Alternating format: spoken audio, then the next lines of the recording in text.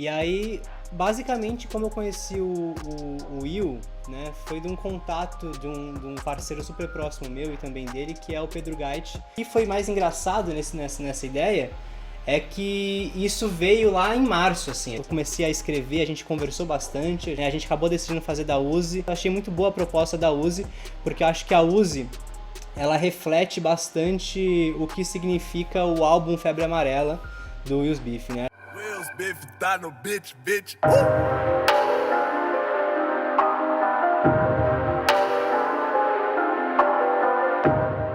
E aí eu vendo a letra da Uzi, eu falei, porra, né, o refrão da letra é tipo, faço grana pra agradar vocês sem deixar que a grana me use, né? Então vendo isso eu falei assim, cara, que da hora isso, porque a gente...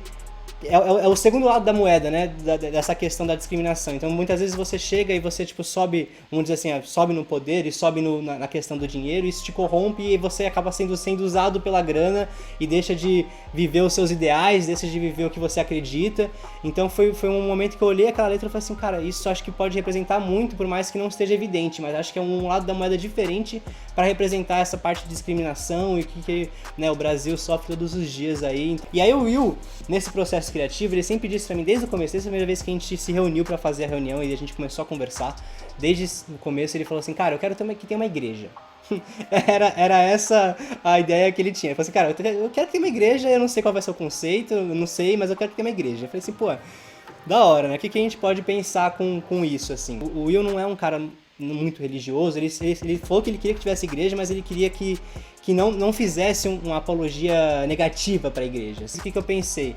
Pô, a igreja, ela podia ser muito um renascer. A febre amarela, ela traz essa ideia de você se contagiar com essa doença de forma a entender a igualdade do mundo, de forma a entender tudo isso, assim, né? Então, esse renascimento que viria a partir da igreja seria um despertar. Então assim, a gente chega um momento ali no clipe que né, a gente mostra, vai mostrando algumas cenas de igreja, do Will tocando piano, do Will dentro de uma capela, né, umas coisas assim mais reflexivas. Esse é um momento totalmente muito reflexivo dele com ele mesmo também, refletindo no público que está assistindo em relação a, assim, cara, tem uma consciência, sabe, tem uma calma para pensar nisso e um cuidado também para olhar para essa galera que precisa ser olhada, que é a galera de minoria e tudo mais. Existe um momento ali que ele acorda, né, que tá no chão do altar, né, ele tá ali no chão do altar esticado ali, e a gente vê que aparece algumas cenas dele tocando no piano e de repente aparece uma cena que ele não tá mais no piano, então realmente tem toda uma questão de mostrando a morte dele, mostrando, né,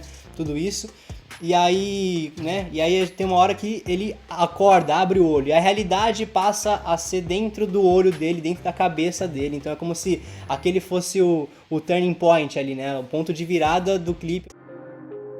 Faço grana pra agradar vocês, e sem deixar que a grana me use. Eu pensando nisso assim, eu falei assim, cara, e se a gente fizesse realmente mostrar essa realidade de uma forma até mais densa, mais diferente, assim, que foi realmente fazer como se o Joker tivesse sendo abordado no meio da gravação do clipe, né? Essa foi a ideia, né, de a gente fazer isso. E na verdade essa ideia, quem ia ser abordado no meio da gravação do clipe era o Zudzilla. E aí teve o nosso primeiro grande problema aí com a gravação desse clipe, que foi... Problema não, né? Uma coisa muito boa, que foi que o Zudzilla teve filho, e aí ele não poderia participar das gravações, né? Até pro risco pra mulher dele e tal, enfim. Ele não poderia. E aí isso assim, aconteceu faltando 2 semanas pra gente gravar o clipe, sabe? Então, tipo, e a gente tava com o roteiro prontinho, ele ia ser a parte mais protagonista, porque ele canta o refrão, né? O Will teve que fazer uma versão nova da música, onde não tinha o verso do Zud, né? Muita gente veio falar disso, e tipo, onde que tá o Zud e tal, não sei o quê. E foi muito por isso, sabe? Então foi uma consequência muito do nada que a gente teve. Ele tem uma representatividade muito grande, porque assim, a ideia que eu quis passar nesse momento era realmente mostrar que o cara tá só trampando, tá gravando o clipe dele ali, sabe? Ele de repente, tipo, e no meio da gravação a gente mostra até o backstage, mostra até tipo as luzes da gravação, tal, não sei o que. No meio da gravação ele toma enquadro sem mais nem menos. Aí então a gente pegou então, né, tem bem a virada do beat do Caio D, ele vem numa hora que que ele tá lá, tipo, ele toma em quadro, tá no chão, tá jogado com a cabeça no chão, os caras, a gente até fez uma referência aí com alguns acontecimentos nesse momento onde, tipo, coloca a cabeça no chão, enfim, bem pesados, era realmente pra chocar, sabe, era realmente pra, tipo, fazer a galera ver isso e, tipo, ver lá no final, depois, como que essa galera é representativa e como que ela tem que ter voz mesmo, sabe. Enfim, é essa a nossa vontade. Então vamos colocar isso, sabe? Vamos colocar isso de forma literal. Que foi exatamente colocar ele lá, tomou um enquadro, cabeça no chão, pum, e a gente faz um match cut com ele, na verdade, já não com as algemas, se limpando até, tipo, uma coisa mais enojada com o que aconteceu e colocando os policiais dentro do porta-mala do carro. Então essa foi a ideia.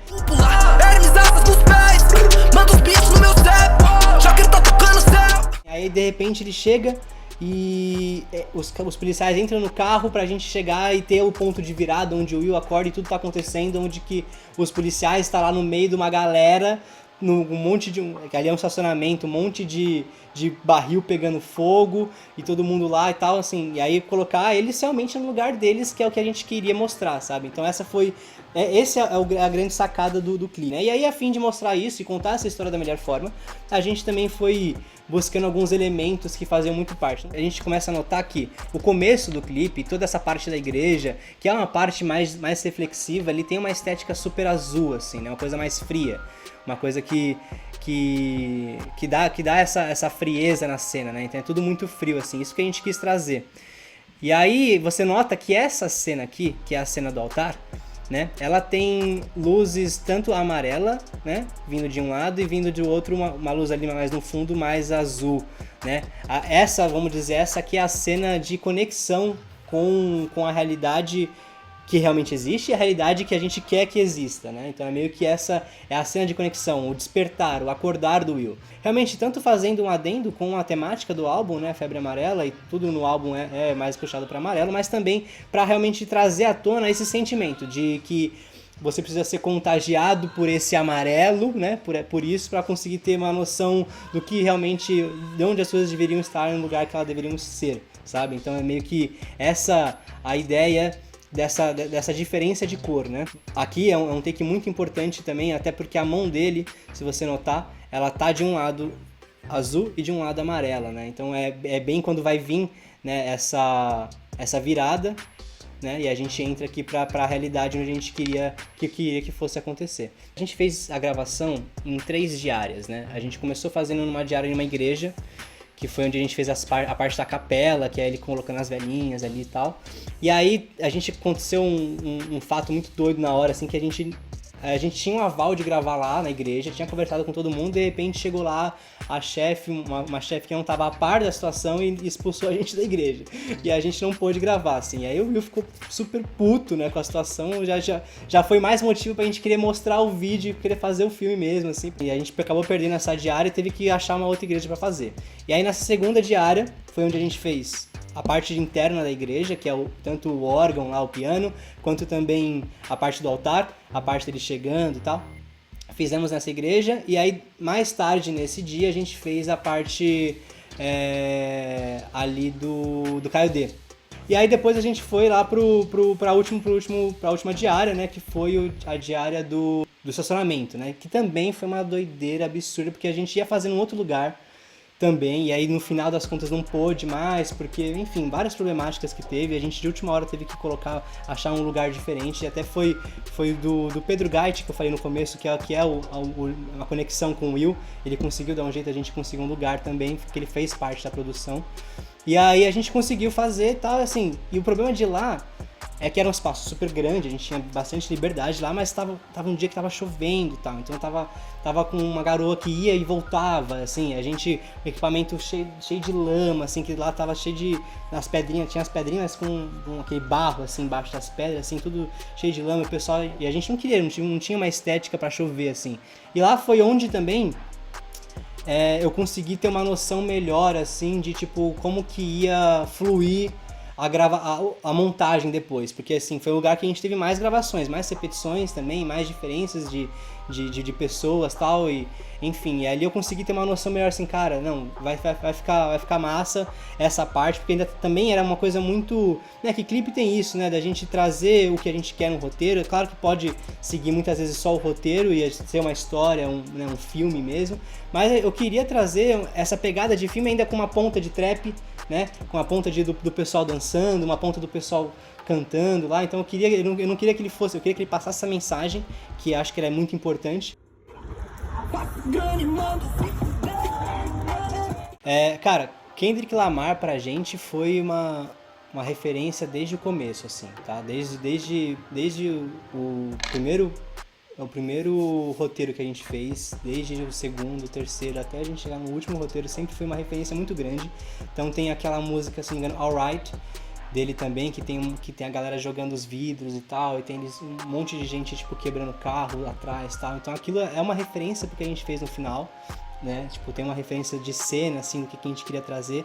A gente queria que fosse um pouco mais agressivo do que foi até aquele final. Só que aí, como tinha a parte da Unica, e a Unica ela já vem, ela entra na música já com um ar mais fuge do flash e tal, então uma coisa mais assim, então a gente falou assim, pô, vamos trazer essa densidade no cenário, né, desse fogo pegando e tudo mais, enfim, mas vamos trazer de uma forma mais leve, porque a gente já colocou os policiais ali no meio, já botou fogo em tudo, já quebrou vidro, já não sei o que, então vamos trazer a parte da Unica um pouco mais tranquila, até pra gente, né, não ficar endoidando muito assim. Então foi um pouco disso que a gente acabou não trazendo tão agressivo esse final, mas era uma ideia que vem muito de uma referência do Kendrick Lamar. Então, sim, a colorização azul também, ela vem também dessa referência também do Kendrick, eu vejo que o Kendrick em todos os trabalhos que ele faz, ele tá fazendo você olhar as coisas de um lado diferente, tá fazendo você enxergar alguma situação que não é tão olhada, e conta isso de uma forma muito de história mesmo, né? Como se fosse um filme. Então foi por isso que uma grande parte, até o tratamento que a gente fez, né? O tratamento onde mostra tudo que a gente vai fazer lá certinho, também tinha muita referência do Kendrick ali e tal, então assim, tudo isso. E aí, claro que tem essa referência na parte do fogo, que é no fogo na cabeça no final, tem essa referência dele, mas também tá linkado também a todo esse cenário que a gente construiu. Como eu falei, a gente não queria que, por conta do verso da Unica, deixasse tão pesado, porque não condiziria muito com o verso que ela faz, que ela traz ali. Mas a gente queria que tudo se ligasse, né? Então, desde o fogo que aparece no barril no fundo, com o final do Will, mostrando que ele que acordou ali no meio pra poder ter esse despertar, e mostrando que ele é o motivo que tá levando a galera, então o fogo que tá levando a galera para esse conhecimento, esse entendimento do que é a nossa realidade, o que a gente vive, como que as pessoas são vistas. Então, assim, é meio que ele tá nesse centro levando e mostrando o que é isso. Então, essa é a representação do fogo, né? Como ele tá todo em volta do cenário, e a cor amarela é meio que dá um protagonismo para ele, para essa situação, sabe? Até porque, por mais que o Will tenha um grande protagonismo em todo o clipe, né, na parte, principalmente no começo, que aparece mais só ele e tal, então, é claro que ele tem um protagonismo, mas eu queria, tipo, colocar ele mais no final, até o sorrisinho, foi uma ideia dele, aquele sorrisinho no final que ele dá, foi uma ideia totalmente dele, assim, isso depois da montagem, ele falou assim, mano, e se colocar um sorrisinho no final, então ficou muito legal. Aqui foi engraçado, porque eu falei assim pro Coruja, eu falei assim, Coruja, mano, quero que você, tipo, esteja com uma vontade escrota de bater nesse policial aí. Então fala tudo que você tem que falar pra ele no ouvido dele vai gritando mesmo, assim. Se sair baba, sai baba. Todo mundo que tava lá tinha feito o teste e tal do Covid, então tava tranquilo. Por isso até também da questão de redução de equipe. Mas eu falei assim, meu, se tiver que babar nele, baba nele, porque eu quero que mostre a raiva que você tá sentindo.